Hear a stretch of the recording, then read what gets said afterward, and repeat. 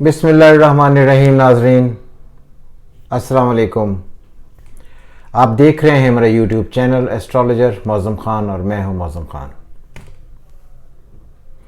अच्छा, एक आदमी ने अभी कुछ दिन पहले मुझे कमेंट किया, जी खान साहब आपका ये अंगूठा क्लब्ड अंगूठा आपका ऐसा क्यों है? तो ये पामिस्ट्री में क्या इसकी सिग्निफिकेंस है और ये क्या प्रेडिक्ट करता है? सबसे पहले ये बड़ा इंटरेस्टिंग उन्होंने मुझे वो क्वेश्चन भेजा, तो जिसका मैंने जवाब देना ज़रूरी समझता हूँ। सबसे पहले ये है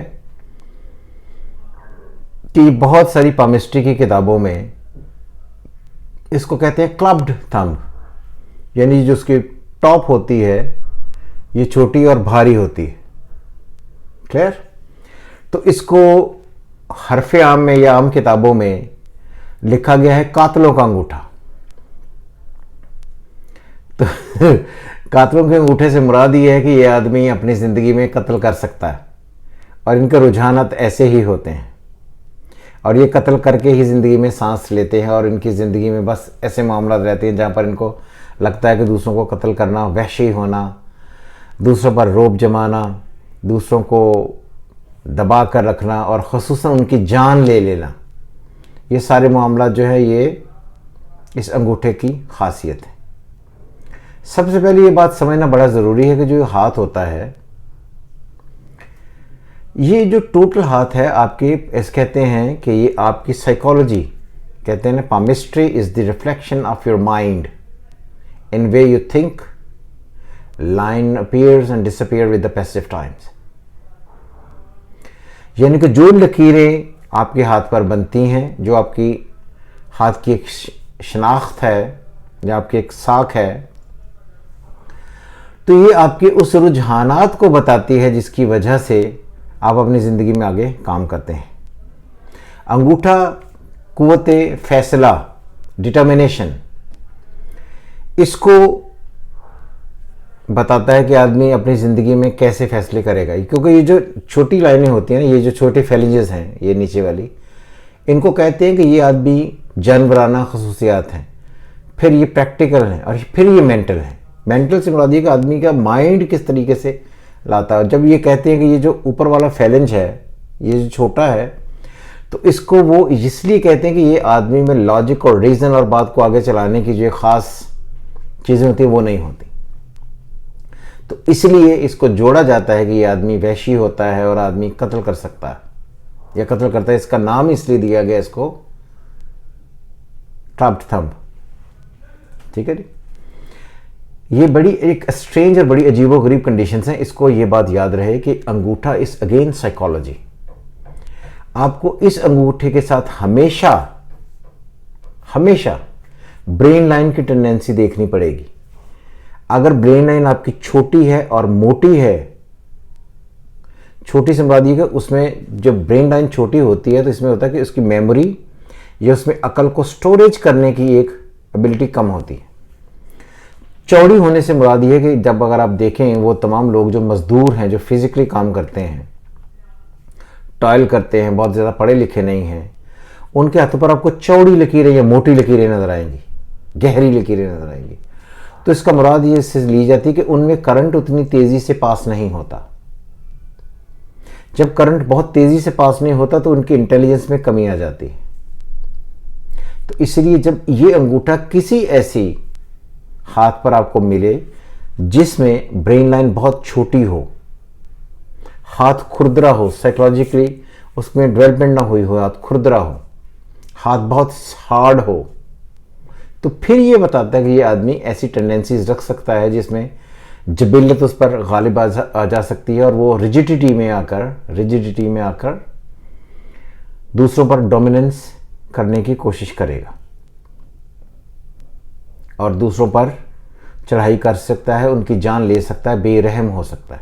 साथ में अगर हार्ट लाइन और छोटी हो, सैटर्न यहाँ तक मैक्सिमम आए और ब्रेन लाइन यहाँ तक ही हो, बहुत छोटी हो, जैसे मैं आपको अपनी किताबें दिखाता हूँ, उसमें भी ये चैप्टर लिखा हुआ है। पामिस्ट्री की किताबें जहाँ पर पढ़ी हैं,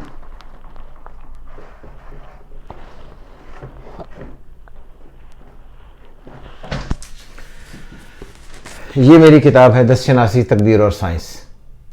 इसमें ये इस चैप्टर में इसके बारे में, अंगूठे के बारे में बहुत तवील तौर पर बयान किया गया है। और ये अगर आप देखें तो ये है clubbed thumb, clear, with very short heart line and very limited brain line. अगर इसी किताब में आपको मैं एक चिंपैंजी के हाथ का भी आपको प्रिंट दिखाऊं, क्योंकि ये मेरी किताब वाहिद ऐसी किताब है जिसमें आज तक मैंने जेन्युइन चिंपैंजी का हाथ भी उसमें दिया था कि आपको ये बात याद रहे कि ये देखें, लुक एट चिंपैंजीज पाम।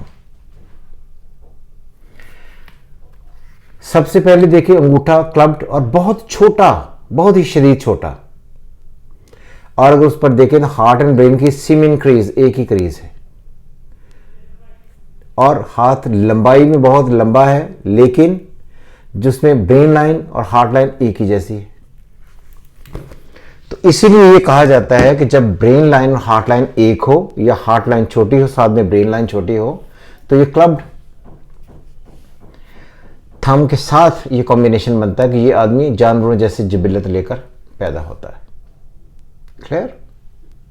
इसलिए अगर आप इसको मेरे हाथ से कंपैरिजन करें, ये मेरे हाथ का प्रिंट है, तो my brain line starting from here, और वो लाइफ लाइन से अपना फासला बनाती है, फासला बनाकर और फिर आखिर पर जाकर वो फोर्क बना देती है, which is called writers fork. इसका मतलब है कि जब भी आपकी ब्रेन लाइन निकल कर जुपिटर की तरफ जाएगी तो आदमी अपनी जिंदगी में डोमिनेंस से मुराद ये इंटेलिजेंस की डोमिनेंस, क्योंकि जुपिटर जो है, Jupiter is the Lord of learning, education, blessings, social work, लोगों के लिए काम करने के को बताता है। साथ में ब्रेन लाइन लंबी और साथ में आखिर पर उसका राइटर्स फोर्क। तो इसी वजह से मैंने इस सब्जेक्ट पर 5 किताबें लिखी। और अगर आप मेरी वीडियो देखें तो आपको हर वीडियो में एक बात जरूर नजर आएगी कि इस आदमी को इल्म आगे बढ़ाने या लोगों तक इल्म पहुंचाने की एक तकलीफ है, या आप ये समझ लें कि उसको ये चाहता है कि ये सारे इल्म जो है ये लोगों तक पहुंचे। इसी वजह से मैंने किताबें लिखी। और इसी वजह से अगर आप मेरे देखें जो जितनी वीडियोस हैं उनमें एंटरटेनमेंट वाली वीडियो नहीं है। ये सारा चैनल उसी बेस पर करता है और ये सारी चीज़ें इसीलिए मैंने बनाई है कि ये सारी चीज़ें आदमी को कुछ ना कुछ सिखाने के लिए बनाई है। जो इस वक्त हम डिबेट कर रहे हैं ये भी मैं आपको इल्म ट्रांसफ़र ही कर रहा हूँ। या वो वही जैसे आपका हफ्ता कैसा रहेगा, मैं भी लिख सकता था, आप यूँ हैं, आप अमीर होंगे, ये सारे मामला इसमें बंदा डिस्कस कर सकता है। सो इसीलिए मैंने डिफरेंट चैप्टर्स इसमें लिखे और डिफरेंट टॉपिक्स पर किताबें लिखी। जैसे सबसे पहले मेरी यही किताब थी और बाकी किताबें यहाँ।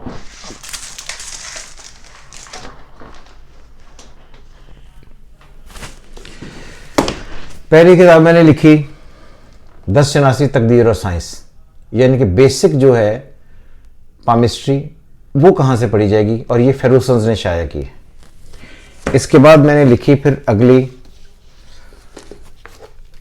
फ़लसफ़ा तकदीर और 10 शनासी। इसमें फ़िलॉसफी ऑफ डेस्टिनी लिखी है और लोगों को आगे बढ़ाने के लिए लिखा है कि इस तरह जो है प्रैक्टिकल साइड पे किस तरह आते हैं। थर्ड मैंने फिर एक ख़वातीन के लिए किताब लिखी। ये दुनिया की वाहिद ऐसी किताब है जो सिर्फ ख़वातीन के हाथों पर है। जैसे सिर्फ ख़वातीन अपना हाथ कैसे देख सकती है, ख़वातीन का हाथ पढ़ने के लिए किस तरीके से इन सारे चैप्टर्स को पढ़ा जाए, ये तरीकाकार सीखा जाइए।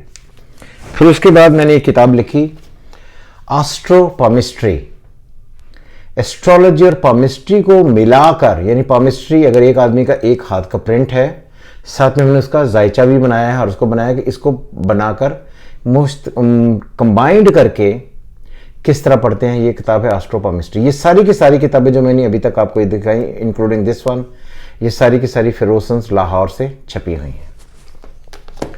फिर मैं जब नेपाल से डिप्लोमा करके आया तो फिर मैंने आकर ये किताब लिखी एस्ट्रोलॉजी, और ये सिर्फ एस्ट्रोलॉजी पर किताब है। इसमें एस्ट्रोलॉजी के मामलात हैं, तकदीर पर एक बहुत अच्छी बहस है कि तकदीर इंसान को किस तरह चलती है और लोग किस तरह इसको पढ़ें।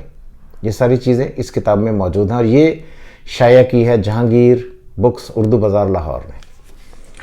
तो इसीलिए ये जब क्लब्ड थंब को आप पढ़ते हैं तो अब ये अपने ज़हन में रखें कि जिस बंदे का है उसकी ब्रेन का लेवल क्या है, ये उसके साथ मिलकर उसकी डिटर्मिनेशन को डील कर देगा और स्ट्रॉन्ग कर देगा। इसलिए ये बात याद रहे कि जो एस्ट्रोलॉजी अगर आप पढ़ते हैं, आपने सुना भी होगा, मेरी वीडियोस में भी सुना होगा कि sun is the father of the Saturn, और सैटर्न का बाप होने की वजह से, और सैटर्न जो था, सैटर्न को क्योंकि वालिद ने बहुत ज़्यादा कबूल नहीं किया था, जिसकी वजह से उसके अंदर एक ख़ास किस्म की इश्तियाल अंगेज़ी देखी जाती है। तो इसलिए कहते हैं कि कैप्रिकॉर्नियन एंड एक्वेरियस, इनको गुस्सा बहुत आता है। लेकिन जब इनके साथ प्लैनेटरी कंडीशन कि सैटर्न कहीं भी बहुत अच्छा बैठा हो, तो ये बहुत अच्छे इंडिकेशंस हैं, एडमिनिस्ट्रेशन में, नॉलेज में कंट्रीब्यूट करते हैं। एरीज, स्कॉर्पियो, ये वो लोग हैं, और स्पेशली स्कॉर्पियो, अगर मार्स कहीं अफ्लिक्टेड हो या ब्रेन लाइन कहीं अफ्लिक्टेड हो, तो फिर वो इन कामों की तरफ जा सकते हैं। इसलिए जो बंदे अपने सन साइन में स्कॉर्पियो हैं, अगर उनके हाथ पर ये क्लब थंब हो और ब्रेन लाइन छोटी हो, हार्ट लाइन छोटी हो, और लक लाइन साथ फेवर ना करे, क्योंकि जो भी आदमी कत्ल करता है उसका कहीं ना कहीं पकड़े जाना बहुत ज़रूरी है, और इसलिए उसकी ब्रेन लाइन भी अफ्लिक्टेड होनी बहुत ज़रूरी है। साथ क्योंकि उसने मेंटली क्राइम किया। फिर लक लाइन जो उसका करियर का है, करियर की ग्रोथ नहीं होनी चाहिए। इसलिए जब कॉम्बिनेशन ऑफ 4 प्लैनेट्स आप पढ़े, 4 लाइन्स पढ़ेंगे, 1 is thumb, 2nd is brain, 3rd is heart and 4th is luck line, तो ये कॉम्बिनेशन बनेगा। तो मैंने सोचा कि भाईजान का एक तसल्ली के लिए आज ये एक वीडियो बना दें, ताकि उन्हें ये बात समझ आ जाए। उम्मीद करता हूँ ये वीडियो आपके लिए काफ़ी इंटरेस्टिंग होगी। अपने कमेंट्स भेजने से बिल्कुल कतराए ना, ज़रूर कमेंट भेजें, और वो तमाम क्वेश्चन लिखें जिनके आप जवाब चाहते हैं। मैं उनके जवाब हर हाल में देने की पूरी कोशिश करूँगा। लेकिन ये इस बात ज़रूर है कि क्वेश्चंस होने चाहिए।